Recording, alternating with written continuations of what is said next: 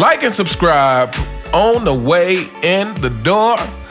My people, I hope you all are having a fantastic day today.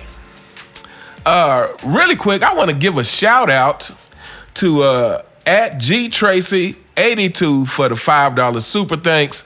You are greatly appreciated. I can't thank you enough. And so I think whenever someone does a super chat, I don't do PayPal or anything like that.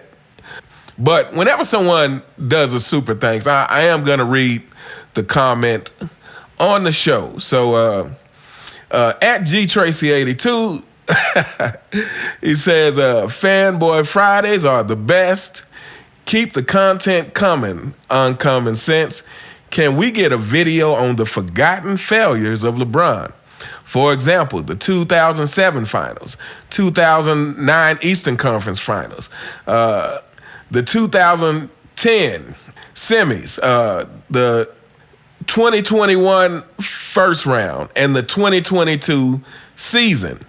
His stands act like 2011 is his only failure. We know he's failed more than the times I've mentioned, but those are the most forgotten ones.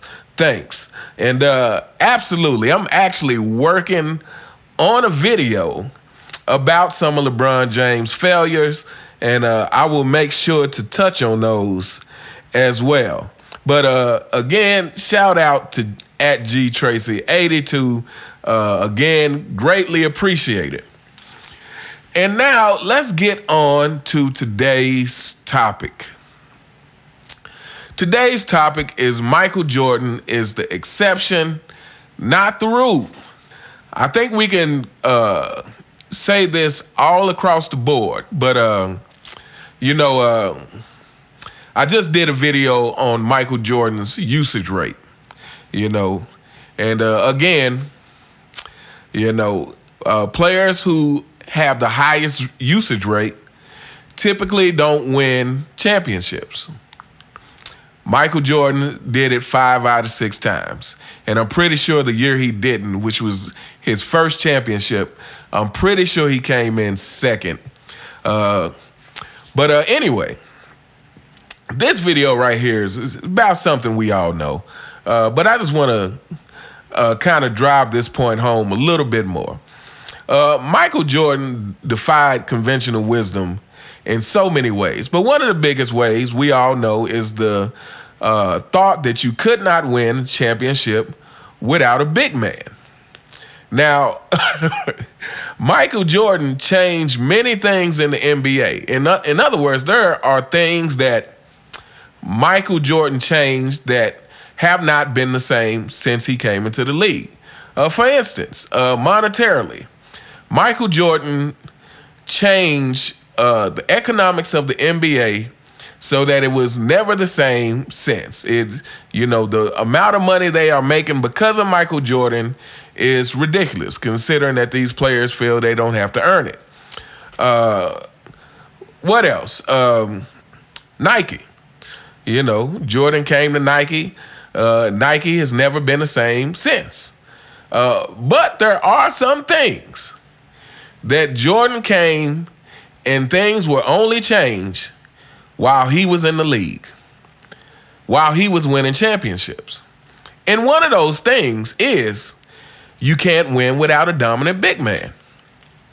Now, let me be fair. I'm going to say that you could include Isaiah Thomas in this. It kind of depends on how you rank the Detroit big man. Like, for instance, like Bill Laimbeer, I just see him, he was decent, but I see him more as as an enforcer type. However, James Worthy, I wouldn't classify him as a dominant big man, but I kind of would classify him as a formidable big man. So it kind of depends on how you rank Detroit's big men. But Isaiah could be included in this as well. I just want to throw that out there. But Michael Jordan won 6 championships with no dominant big man. I would say no formidable big man, other than because Michael Jordan was the leader of that team. Then he took some less talented players and really made them play past their potential. He really made everyone on that team understand that, it has to be 100% intensity at all times. Whatever your role is on the team, you need to be doing that at 100% intensity at all times. And then too, we also know, I did a video on Michael Jordan said that he felt like it was his job and the job of the stronger defenders like Scottie Pippen and Ron Harper to protect the weaker defenders. Now, this is the word he used, was protect the weaker defenders. And again, when we're comparing Michael Jordan and LeBron James, these are the kind of things that we're talking about. I've never heard LeBron talk about protecting some of his weaker defenders. Matter of fact, I think we all know that LeBron James' MO seems to be, if your man beats you, I'm not helping you out. But anyway, so yeah, Chicago won 6 championships without a dominant big man. But the interesting thing is if you go, so Chicago wins three in a row, 91, 92, 93, MJ retires. Who wins those next 2 championships? The Rockets. Hakeem. Jordan comes back, 96, 97, 98. Retires again because Jerry Krause had short man's complex and wanted more credit than I think he should have got. We're going to sidetrack just a little bit. More credit than I think he should have got, simply for this fact. People keep saying he was such a genius recruiter. And mostly they're talking about his choice with Scottie Pippen. Again, Scottie Pippen goes to another team. He's not the same Scottie Pippen. So, again, Jerry Krause, you had the benefit of having the fiercest competitor on your team who was going to accept no less from Scottie Pippen. So I don't know how genius of a recruiter Jerry Krause is. But anyway, we could talk about that on another time. But anyway, so 96, 97, 98, Jordan wins another three-peat, and he retires again. The year after he retires, who wins the championship? San Antonio Spurs. And we're just kind of going to go through these championships. So 99, San Antonio Spurs. Team led by big man. 2000.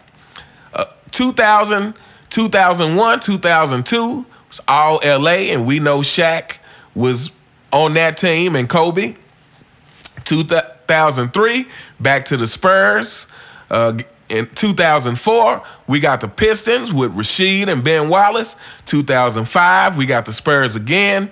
2006, we had Shaq and Wade, or Wade and Shaq. By this time it's definitely Wade and Shaq. But 2007, the Spurs again. 2008, the Boston Celtics, Kevin Garnett. 2009, we had Kobe and Paul Gasol. Now Paul Gasol wasn't a Shaq type figure, but Paul Gasol was definitely a formidable big man who took on the personality of Kobe Bryant, of Kobe Bryant's leadership. So Kobe wins back-to-back in 2009 and 2010. 2011, that's when Dirk smacked you guys as king in the face. Really did more than that. Smacked him, body slammed him. 2012, you had Miami. 2012 and 13, Miami with Chris Bosh, because you guys try to act like Chris Bosh was a non-factor. He's a 9-time All-Star. 2014, the Spurs again.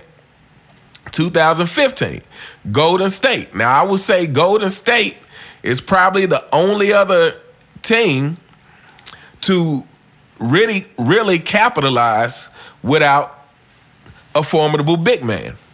2016, you can give LeBron that one. The comeback on Golden State. And 2017, that's when Golden State added Durant.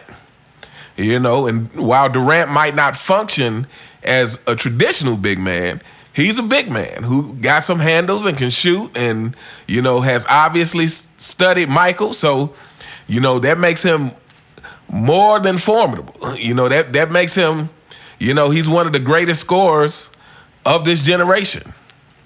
So, yeah, even though he doesn't play like a traditional big man, he's indeed a big man. Then you got 2019 with Toronto, and 2020, the Lakers with AD. Fanboys, I know you guys don't like to give AD credit, but with no AD, no bubble ring. In 2022, you got Golden State again. In 2023, you got Denver with Jokic. Now, to me, again, when we're talking about Michael Jordan, we are talking about someone who is so far ahead of everyone else. I mean, to me, it's things like these that let you really put in perspective the greatness of Michael Jordan. It's like 6 times, 6-0, without a formidable big man. Michael Jordan comes into the league, he struggles for a few years, he finally breaks through, wins 6 in a row, wins 3 in a row, no formidable big man. He retires, next 2 championships are by our team with a big man, and he comes back another 3 in a row, retires again, and then it goes right back to being the league of the big men. So to me, stuff like this just really shows you not only how far above the pack MJ is, but just how much of a will this guy had to impose his will on the game. I really don't think it's anyone else who comes close. And again, I love Kobe Bryant. He is the closest. But, Kobe's not MJ. And I don't think Kobe's close to MJ. But anyway, that's all I got. Like I said, I just think it's very interesting that MJ pretty much was the only one who could really defy conventional wisdom. And it's not like he changed that when he came into the league. It's not like it stayed changed forever after MJ left. Like MJ came in and everybody wanted to emulate MJ, so everybody got good enough to do that like MJ did. Nope. Nobody was good enough to do that except MJ. So MJ came into the league, he did that, and when he left, that part of conventional wisdom returned. But anyway, let me know what you guys think in the comments. You all have a fantastic day, and I will see you next time. All right.